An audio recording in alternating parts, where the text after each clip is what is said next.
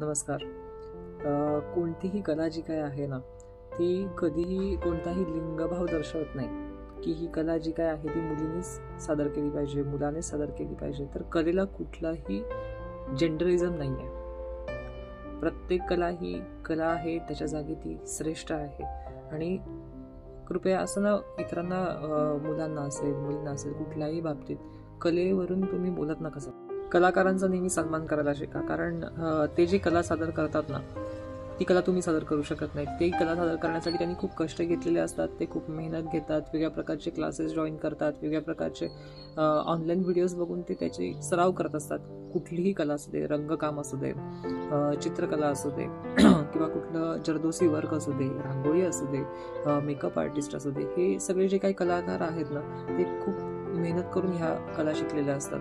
आणि त्याच्यासाठी प्रत्येकाचं ना आतल्यात कुठेतरी इच्छा असते की आपण ह्या स्टेजपर्यंत पोहोचावं, त्या स्टेजपर्यंत पोहोचावं आणि आपलं जे काही ध्येय आहे ते आपण पूर्ण करावं. आणि ध्येय पूर्ण केल्यानंतरही हे कलाकार तिथे थांबत नाहीत, ते त्याच्यामध्ये प्रगती करत असतात. नवनवीन लोकांना ते त्या कला शिकवण्यासाठी मदत करतात, त्या कलामध्ये पुढे जाण्यासाठी त्यांना ते प्रोत्साहन देतात. आणि आपल्या एक आर्टिस्ट जर घडलेला आहे तर तो एक आर्टिस्ट जवळजवळ हजारो लाखो लोकांना घडवण्याचं काम करतो. आणि त्या हजारो, त्या 100, हजारो लाखोचं टार्गेट नाही. समजा तुम्ही 10 कलाकार जरी घडवले, त्या 10 कलाकारातून त्यांच्याकडून अजून 10 कलाकार तयार होतील. म्हणजे ही पूर्ण साखळी आहे. कलेचं जे काही जीवन आहे ना, कलेमध्ये तुम्ही जे काही जीवन ओतणार आहात, तुमचा जो काही वेळ घालवणार आहात, तर तुमच्या एका शिकवलेल्या त्या कलाकाराला कोणीही विसरत नाही. कारण की प्रत्येक ठिकाणी तुमचं नाव निघतंच.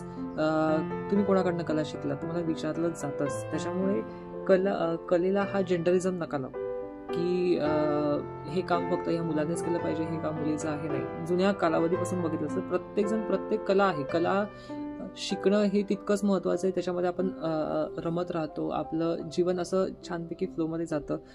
आणि जीवन जगायचं आहे तर माणसाकडे कुठली ना कुठली कला आवश्यक आहे.